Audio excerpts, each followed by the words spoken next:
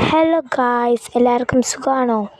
ഞാൻ ഇന്ന് എൻ്റെ വീട്ടിലൊരു കുഞ്ഞു പൂന്തോട്ടമാണ് കാണിക്കാൻ പോണത്. കുഞ്ഞൊന്നുമല്ല, അത്യാവശ്യം പൂക്കളൊക്കെ ഉണ്ട്.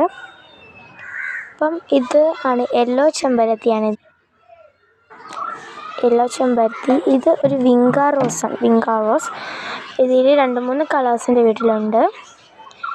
അടുത്തത് ഇതാണ് വെറൈറ്റീസ് വിങ്കാ റോസിൻ്റെ. അടുത്തൊരു റോസ് 5-6 ഉണ്ട്.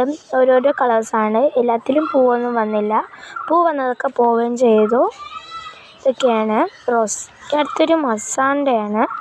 ഒരു റെഡ് കളറുണ്ട്. അത് മസാണ്ടയാണെന്ന് എനിക്ക് അറിഞ്ഞുകൂടാ, ആണെന്നാണ് തോന്നുന്നത്. ഇതൊരു വയലറ്റ് കളർ ചെടിയാണ്. ഇതിൻ്റെ പേര് ഞാൻ മറന്നുപോയി. എനിക്ക് നല്ല ഓർമ്മയുണ്ടായിരുന്നു, ഇപ്പോൾ മറന്നുപോയി.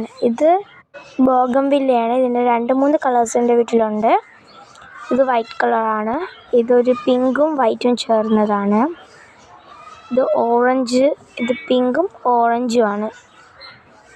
അടുത്തത് ഇത് ഓറഞ്ചാണ്.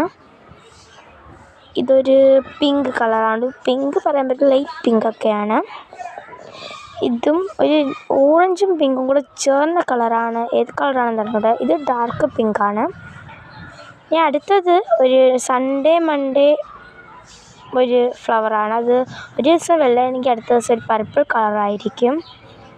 ഇത് നമ്മൾ ആപ്പിൾ ജാമ്പയാണ്. തോനെ മൊട്ട് പിടിച്ചിട്ടുണ്ട്. റെഡ് കളറാണ്.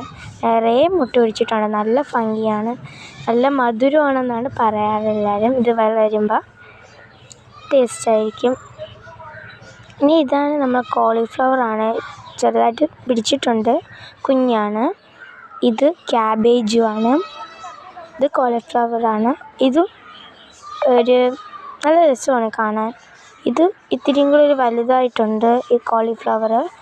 ഇത് തക്കാളിയാണ്. ഇത് കുറച്ച് പിടിച്ചിപ്പുണ്ട്, അല്ലാതെ വേറെയും പിടിച്ചിപ്പുണ്ട്. നമ്മൾ ഓറഞ്ചാണ് കേട്ടോ.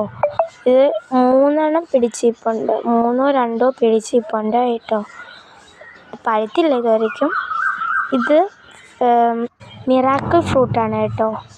നല്ല രസമാണ്, ഭയങ്കര ടേസ്റ്റാണ്. ചിലതൊക്കെ പുളിപ്പുമായിരിക്കും.